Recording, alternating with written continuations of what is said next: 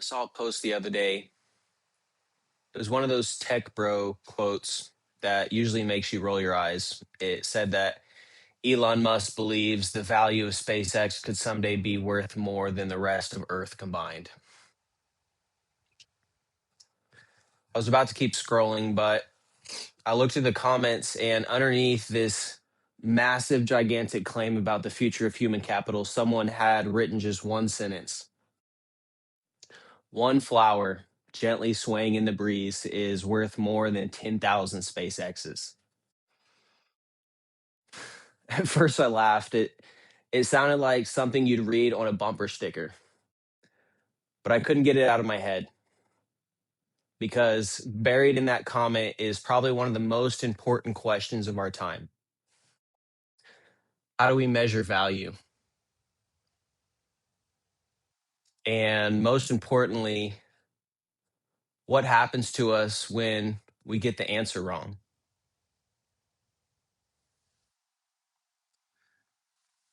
There's this old Zen story about a flower.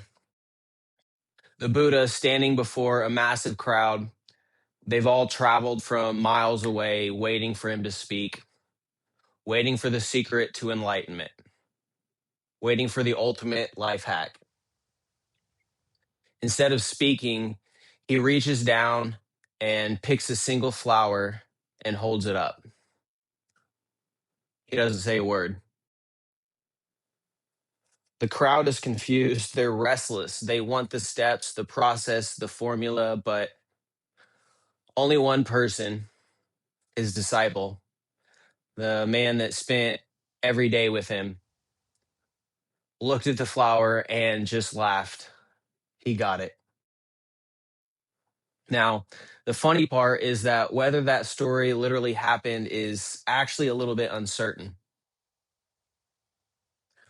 which strangely enough is where this whole thing gets interesting. That post about SpaceX made me start thinking about artificial intelligence. We talk a lot about what AI is learning from us, but what is it actually learning? I don't mean can it remember our search history or our favorite food. I mean us, humanity. If we're building increasingly intelligent systems through interaction with human beings, what exactly are we teaching them about value?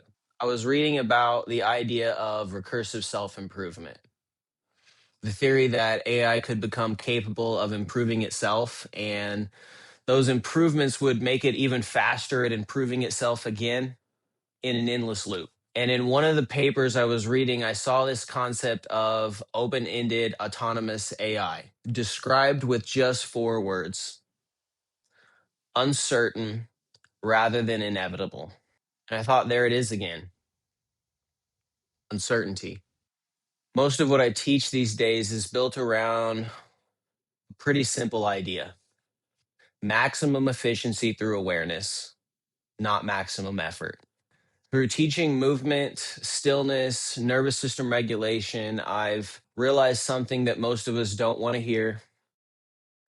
Awareness doesn't necessarily give you more control. Sometimes awareness just shows us how little control we ever had in the first place. And maybe that's why uncertainty scares us so much. Because our response to intelligence, our own intelligence, has always been, what can it accomplish? Faster, stronger, more efficient, more productive. SpaceX is worth more than Earth, and AI smarter than humanity. More, more, more. But awareness eventually asks a completely different question: for what? I spent a lot of my life thinking about control, and I keep coming back to two things. First, most of the time, control is an illusion. And second, when it isn't an illusion, we usually end up hurting ourselves trying to maintain it. Awareness has taught me something different.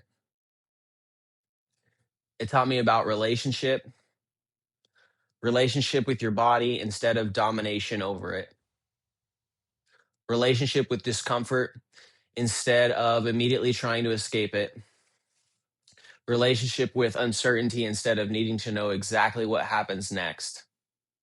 People sometimes describe future AI by saying the gap between its intelligence and ours someday resembles the gap between a human being and an ant.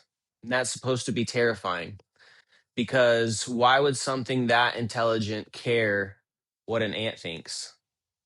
But I started thinking, it's a very human assumption about intelligence. When I encounter something less intelligent than me, I don't automatically want to dominate it. I don't look at a bird struggling to understand glass and think, what an idiot. The bird just doesn't have the tools to understand the glass window. That doesn't make the bird's life worthless. Maybe intelligence doesn't inevitably move towards domination.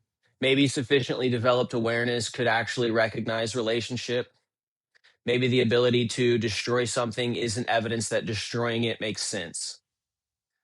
For the past few months, I've been going to parks and asking strangers a strange question.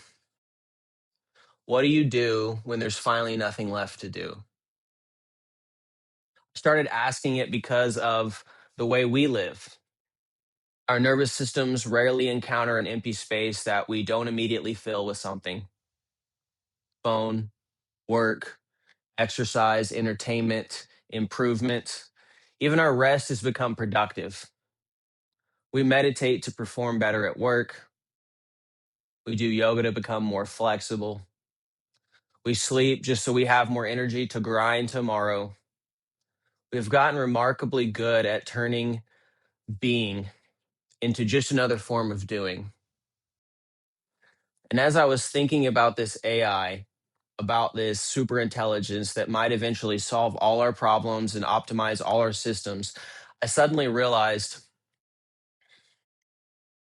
maybe what do you do when there's nothing left to do isn't just a question for humans anymore.